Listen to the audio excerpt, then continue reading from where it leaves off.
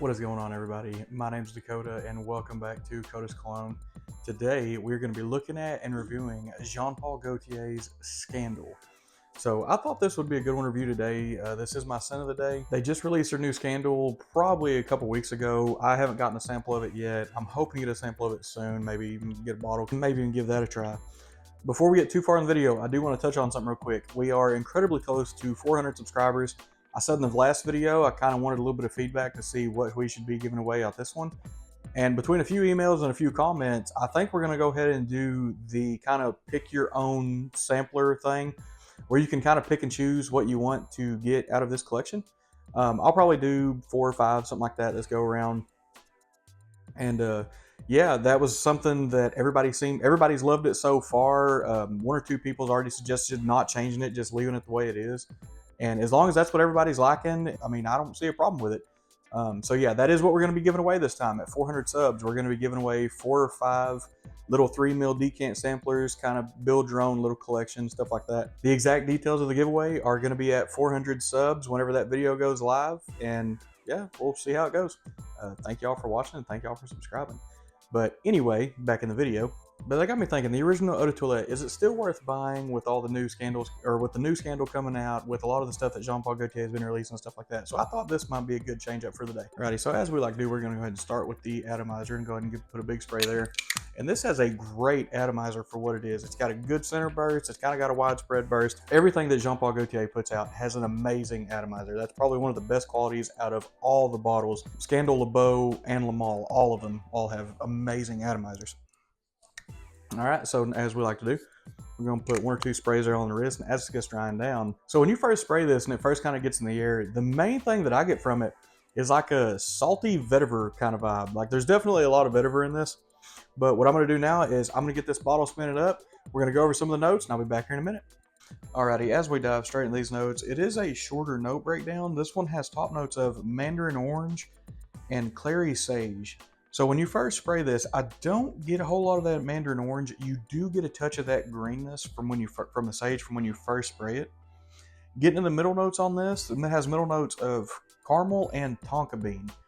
And to me, the caramel seems to be more of a top note. You get a little bit of that saltiness when you first spray it.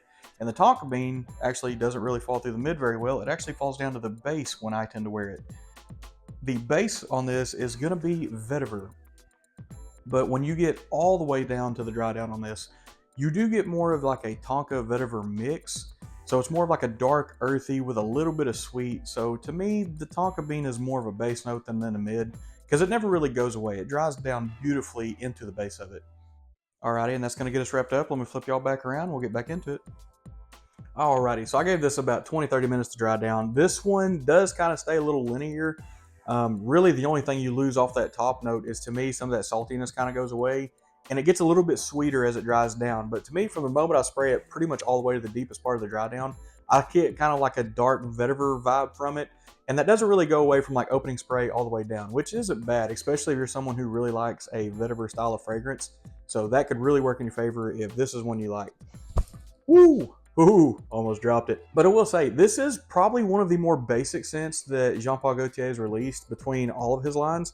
There's not very many, I would say, that doesn't really have, that's so straightforward that it just doesn't change much. This is probably one of them. Now, I've tried the Scandal Eau de Parfum, and it's way different from this one as far as opening to dry down. But yeah, this one just kind of, you get some of that vetiver, you get a little bit of that tonka bean from the sweetness. The caramel, to me, kind of just flutters off. It never really had like a prominent note. I think that's what gives it some of that kind of like saltiness when you first spray it on. But yeah, it's never really a dominant one on my skin. It is sweet though. That tonka and caramel mixed does give this a beautiful sweetness all the way on the dry down. This is a very well complemented fragrance in my collection. It's weird because I don't really know why. I like this fragrance. I don't think it's that bad, but I didn't understand why everybody was so drawn to this fragrance when it first came out. And I do like it, but I don't love it. That's what's weird. It works though. Like, I tend to get a lot of compliments when I wear this. So obviously they knew what they were doing. They know how to make a fragrance, man. You just got to give it to them. All right, now we're going to get into the price, availability, and performance. So availability wise, you won't find this at like your normal Dillard's or something like that. You'll probably find this more of like the bigger box stores, like a Macy's, Sephora. They should have something like that. Discounters, pretty much all the discounters are going to have this. Retail is going to run you about that 130. Discounters, we're going to be where it's at on this one. It's going to be about 70 bucks, and that's for the 100 mil. So I always recommend going that route anyway, because money saved is money saved. Now, as far as performance, the longevity on this one is kind of where this one lacks a little bit. On my skin, I get about 4, maybe 5 hours. For an eau de toilette, that's really not that bad, but if I compared this to some of the other eau de toilettes that they've released, as in like LeBeau and Le Mans, this one probably is the weaker performance of the three. But I gotta say, where this thing actually shines is going to be in that sillage and projection. The sillage on this is like 2 to 3 feet. The projection is about the same. It's in that 2 foot range. So the projection on this actually does really, really good. That's probably the biggest shining point for this. To me, this is more of like a spring and fall fragrance. Specifically, when I tend to wear this is going to be more so in the fall. But with it being spring, with it being fresh, for some reason I wanted to reach for this one today, and I thought it might be a good time to make a video on it. Alrighty, so if I had to give this an overall rating right now, I would probably rate this about an 8.5. This isn't a fragrance that I just absolutely love, but this isn't a bad fragrance either. It is very well complimented when I wear it. It does have a pretty nice profile.